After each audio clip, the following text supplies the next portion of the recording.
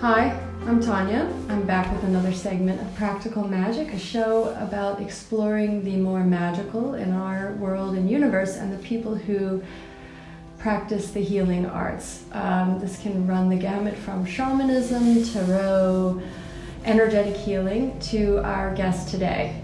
I'm in Muizenberg, South Africa with Mbali Marais. Mbali, thank you so much for giving us your time. Sure, yeah. I'll just start off. How would you describe your work? I'm a diviner, I'm a medicine woman and a diviner. So I had a calling many years ago so I have the gift of seeing, and that can take many forms, but I use a set of tools. I use a set of icons and tools, and I'm able to call in and work with the ancestors of the person, my client, and together with my ancestors, we find a way of exploring the situation or the issue, and I'm given guidance by other worlds. All right, that's a lot to unpack. Yeah, exactly. Magic. You wanted magic. You got magic. No, thank you. I appreciate that for living up to the show's name. Right. You mentioned before we started shooting that you call yourself also, for our North American viewers, an Indigenous healer. What other names would that be? Well, in the Xhosa tradition, it's I'm initiated in the Dagara tradition from West Africa, and I'm also initiated in the Xhosa tradition. So in the Xhosa tradition, it would be an Ikira, which is the direct translation, is Indigenous healer. And there are other names. In Zulu, it's Sangoma. Other people would say shaman.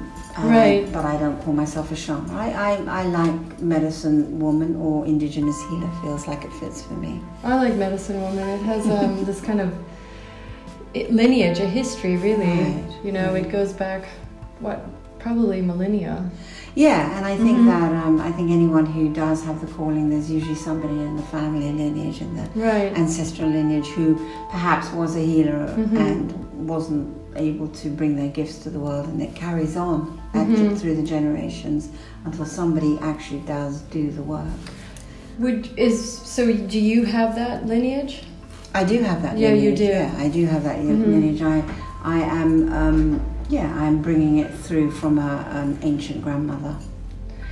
That's interesting. You say that you have the lineage, but it's and it will, you inherit it, right, through your DNA and all of that, and it just depends on who decides to pick it up. I hadn't thought of it that way, because when you hear other healers talk about, yes, this is, I have a mother that's like this, but my sister chose not to do this, and it really is, and then there's a lot of work involved once you decide, right? It's not just I'm a diviner, right? And it's not even a decision. It's a calling. I have to call it a calling. It's not a decision. So yes, you can decide to do it or not do it, but it's definitely a calling.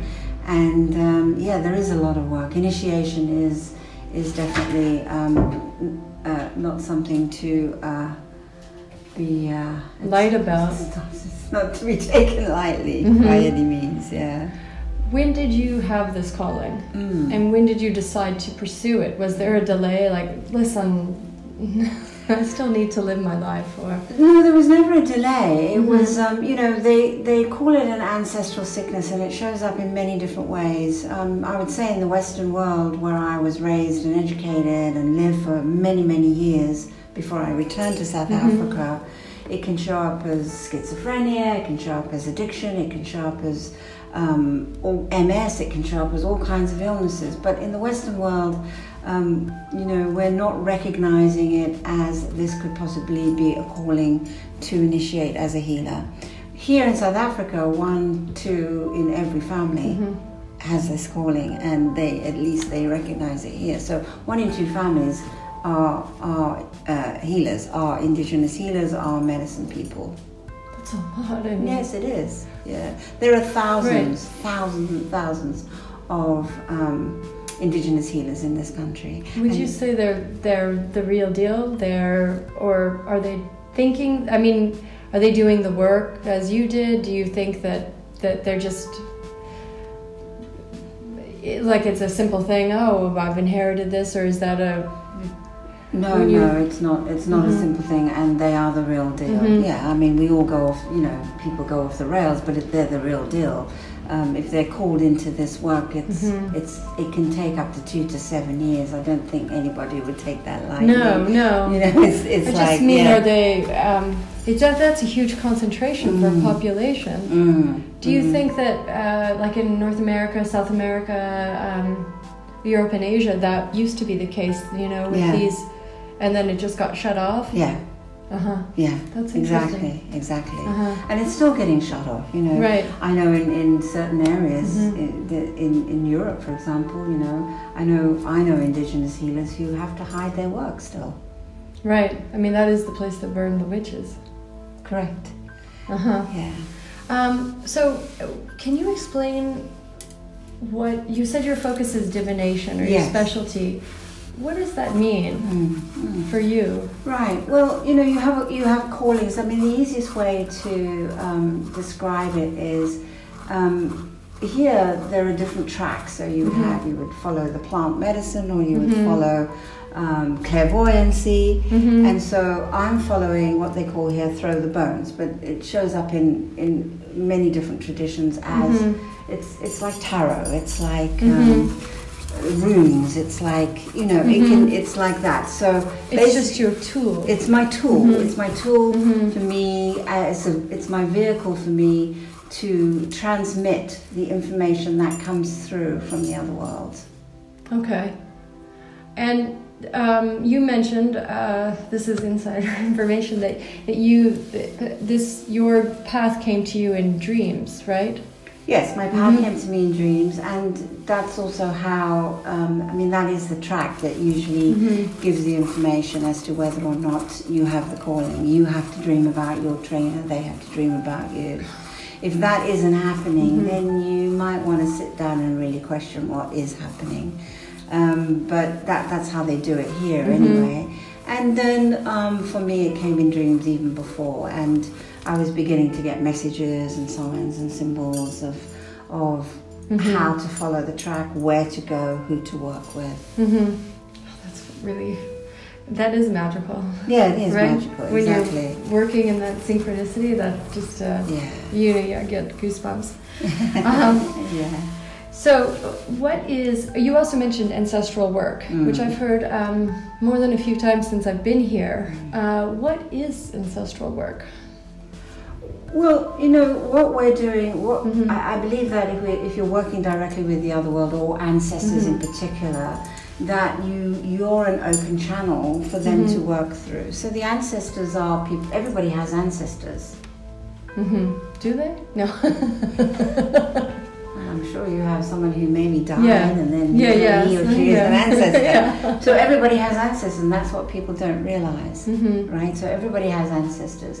So in the traditions that I work in, we believe that the ancestors are still very much alive. They may have left their bodies here, but they're very much alive, and they are working people. They're working ancestors.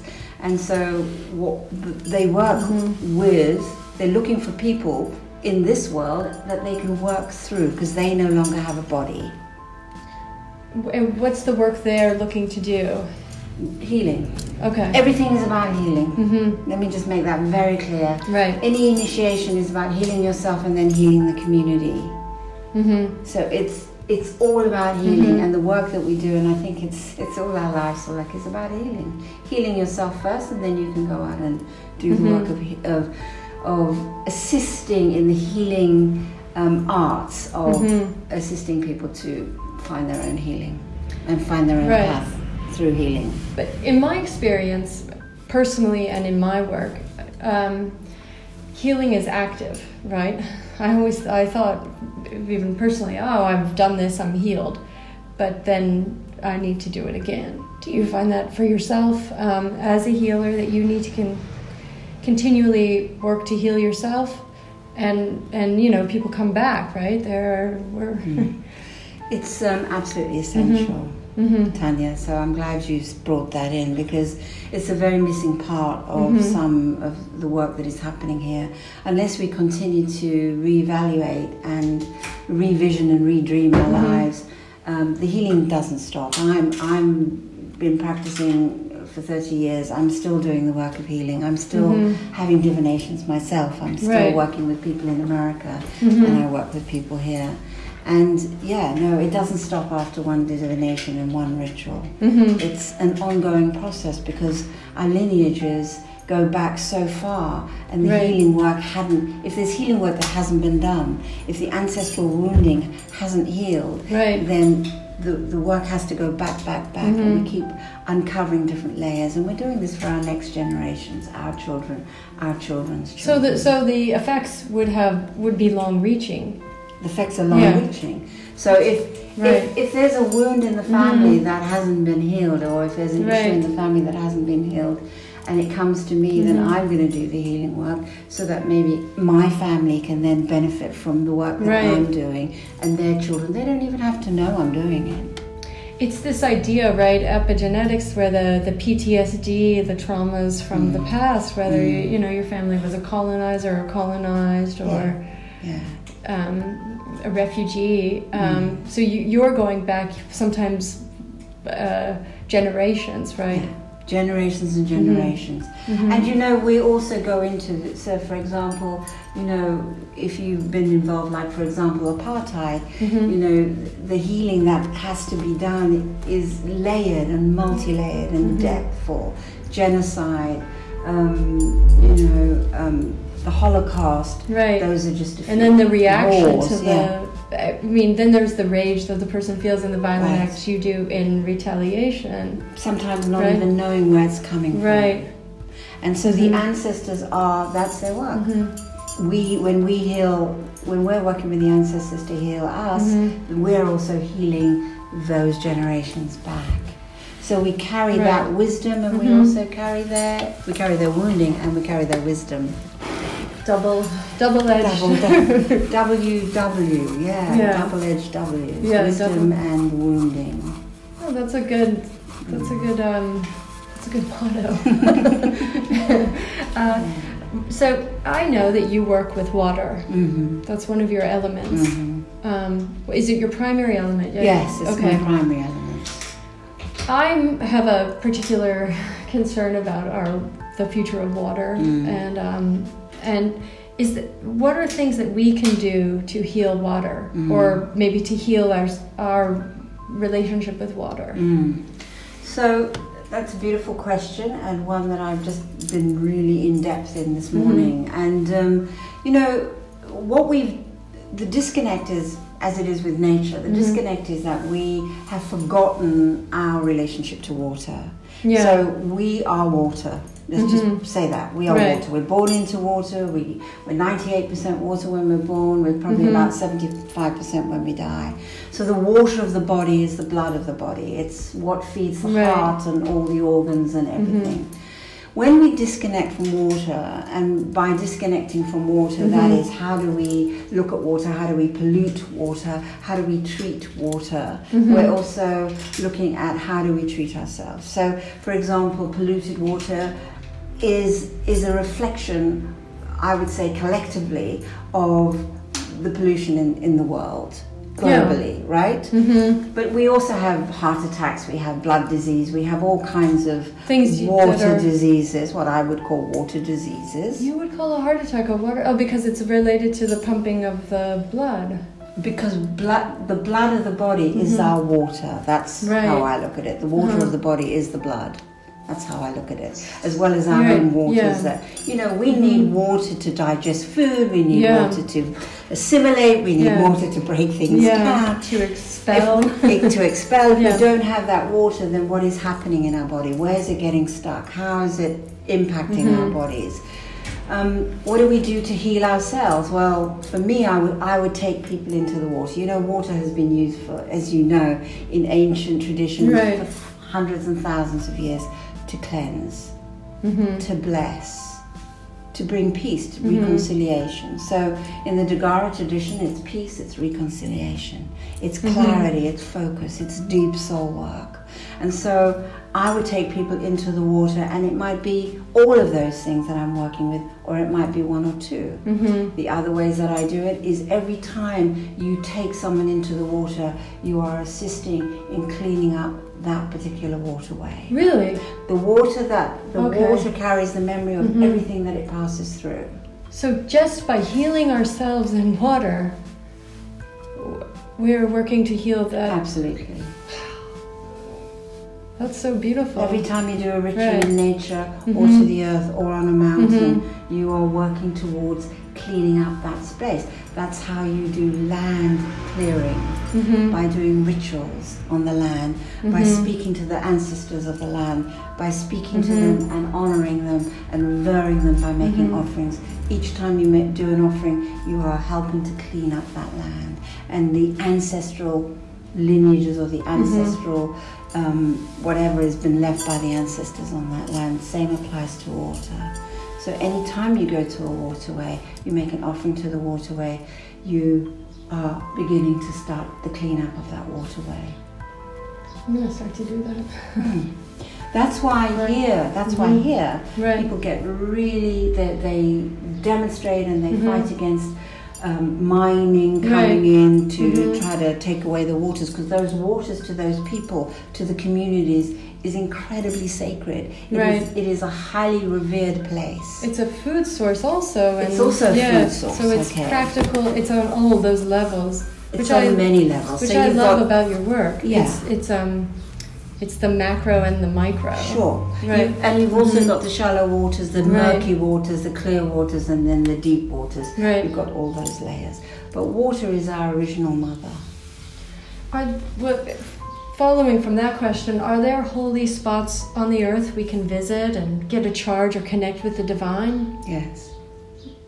I mean, who knows where they all are? There are certain places that are known for this, absolutely. The ones that resonate for you, then? The ones that resonate for me, I have found around here. I found them at Cape Point, I found them at St. James Pool. I take a lot of people into the pool here at St. James. I took somebody just to the Musenberg waters right here. So this is a place of origin around here. It is being said that this is the place of origin. This is probably where we had our original relationship with animals, starting right here where we're sitting. That's intense. But you went to Cape Point. Yeah, I did, and I went up to Cape Point because you mentioned this, and I had a reaction. I felt something. I did. So but it could just be when you're aware of that, Exactly. Right? Many people aren't aware, but we have to find our own places. And if we are paying attention, there are many places all over the world, I would say. Well, we won't be providing our viewer along this, but this is fun work for anyone, really. Yeah. I was going to say or ask, are you able to see yourself as you are? I find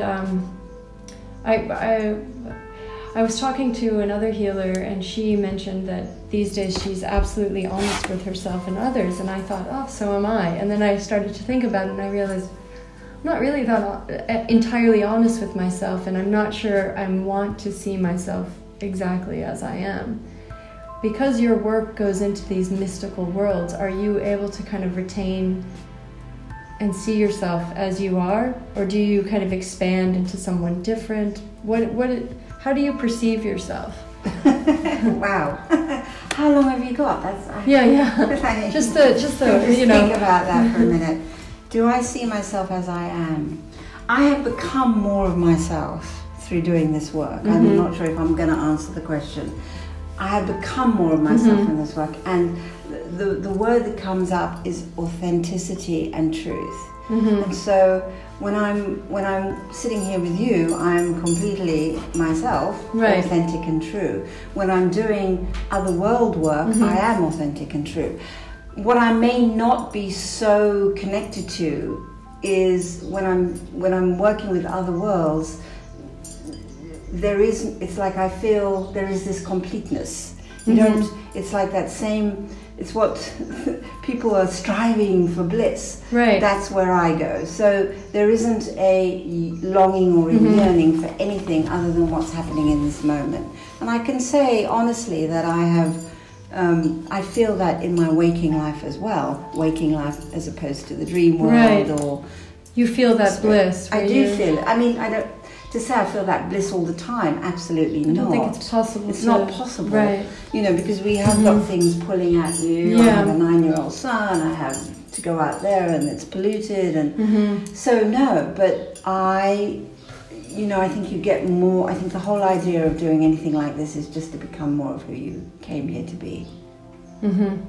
That's it. There isn't anything more. That's the cosmic joke. That is a joke, because I'm about to ask you, then how do we become more of who we are? By just continuing to do the healing work and then extending it out to serve others. Service, service, service. Reciprocity. Sacred reciprocity, sacred reciprocity. All of us are meant to be of service. Not being sitting in our own little bubbles and consuming and consuming and consuming and consuming. Sacred reciprocity, service, giving back. Finding one person maybe that you can do something for.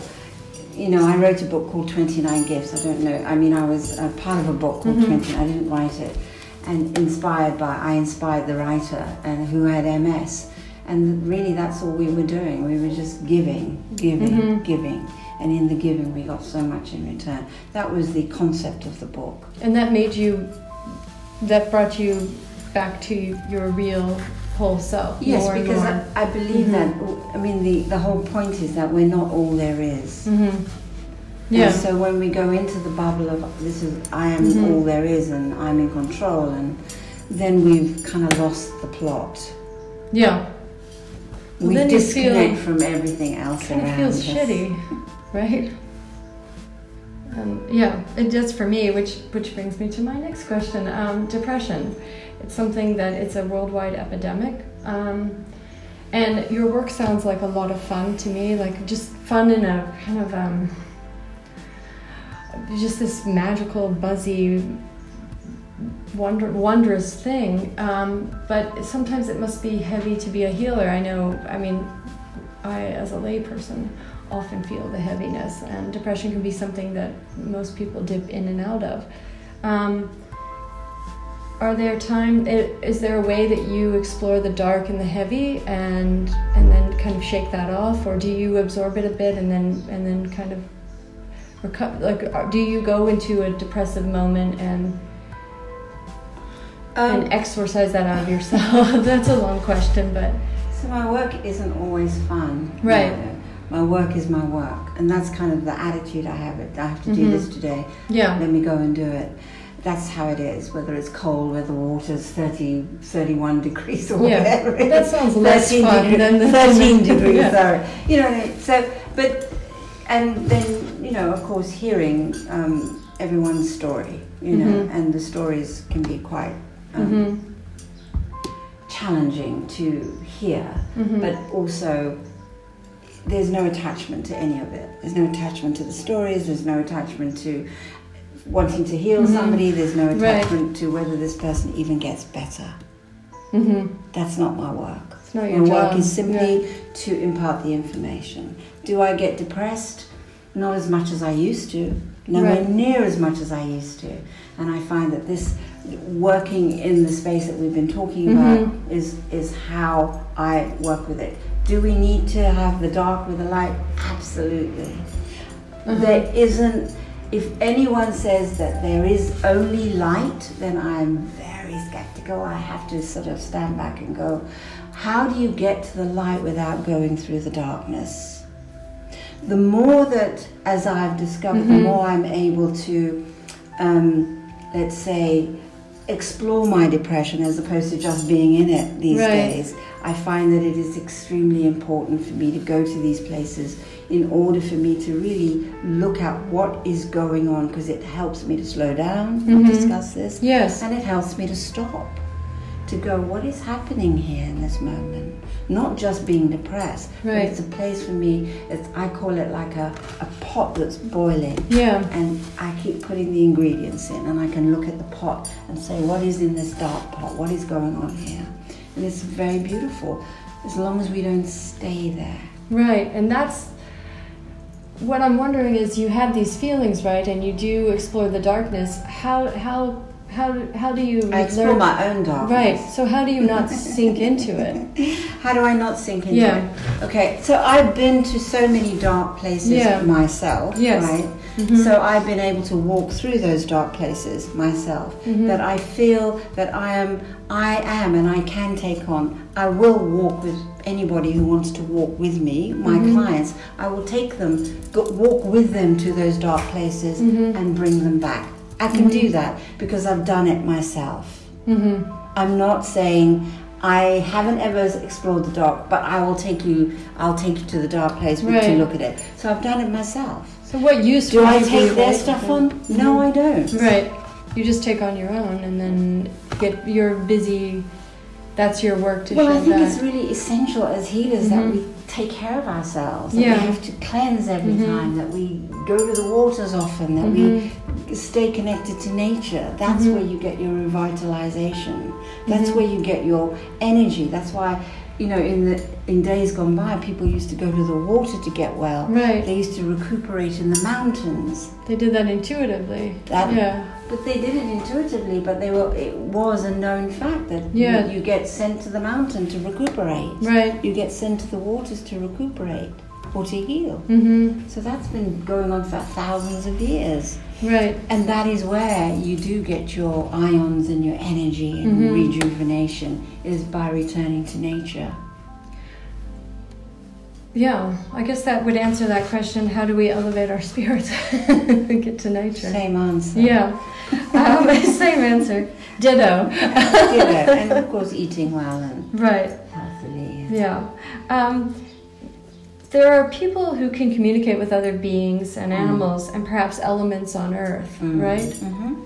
How is that? That's a calling as well. How do you think they do that?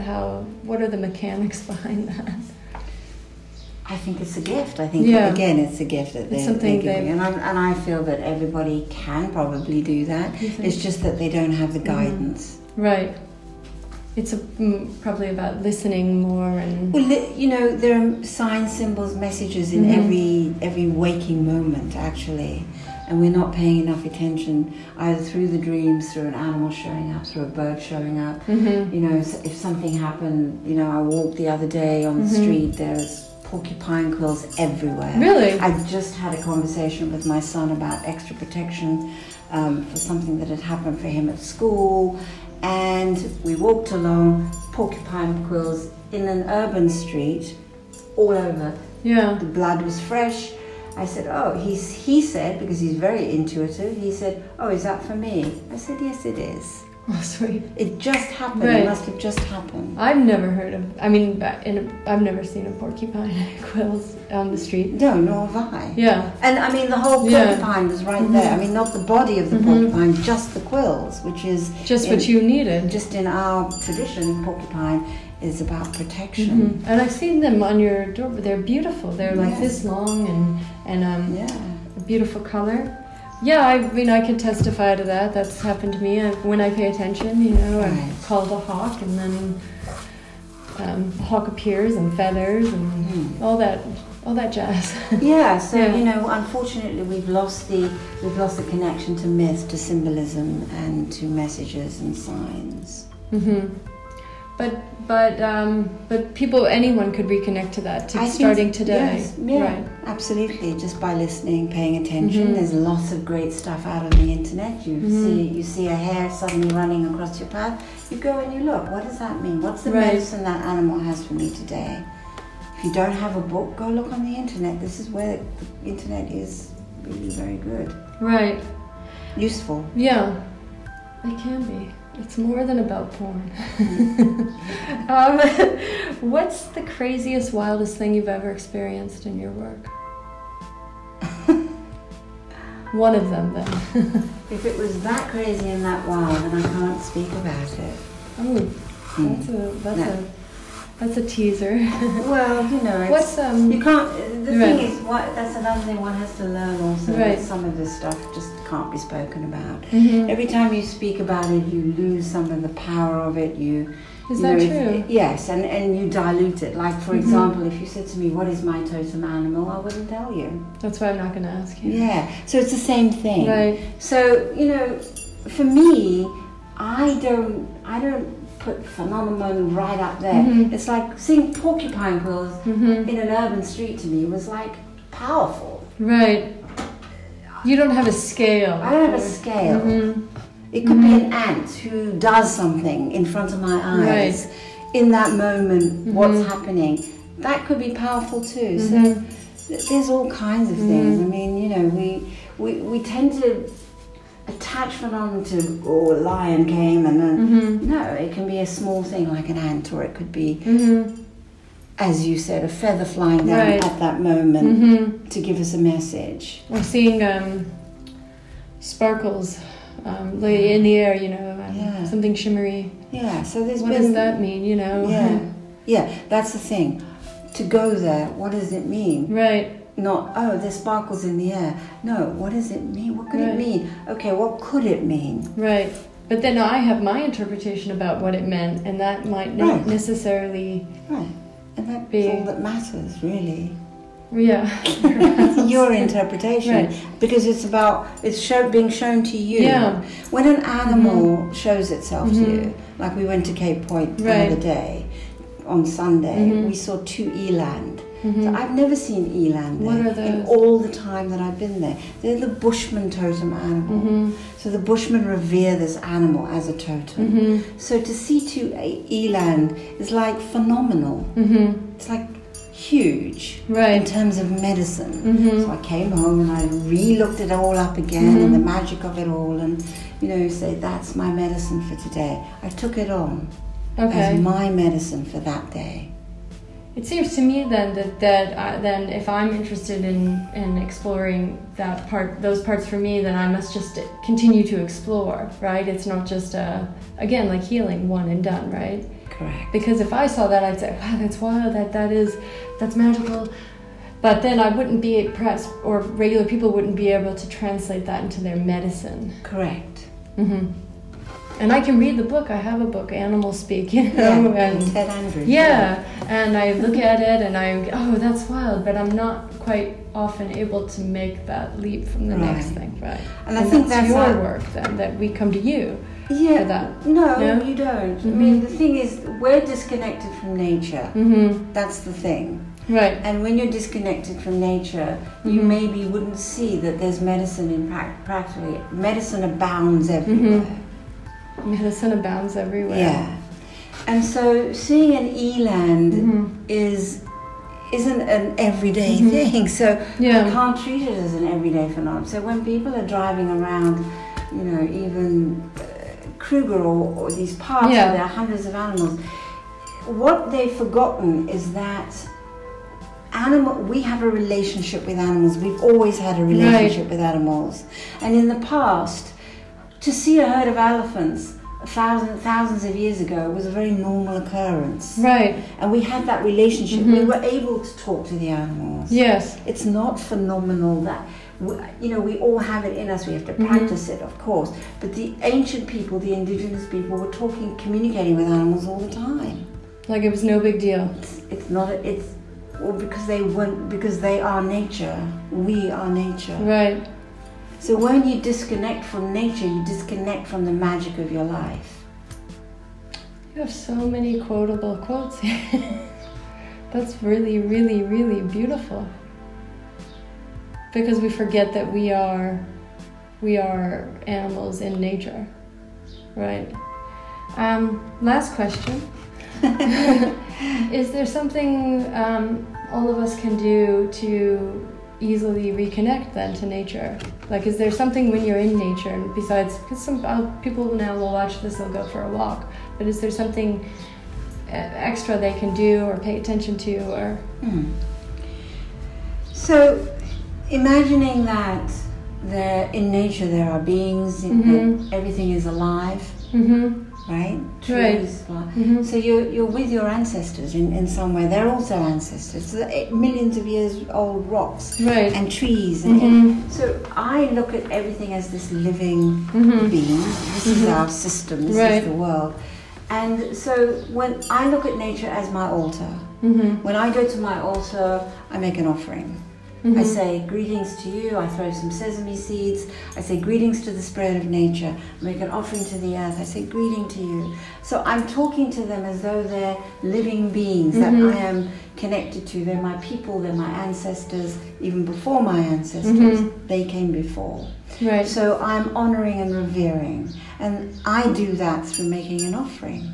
With sesame seeds? With anything that you want. It could be water, it could be a little bit of milk, but I use sesame seeds because that's what I was, sort of given to do. Right. And then I use ash, that's the other thing I use. So ash is the closest thing to the ancestors. When everything is burnt down, you're left with the ash. So ash is a huge offering to anything in nature. So you just make a little bit of sprinkling of ash.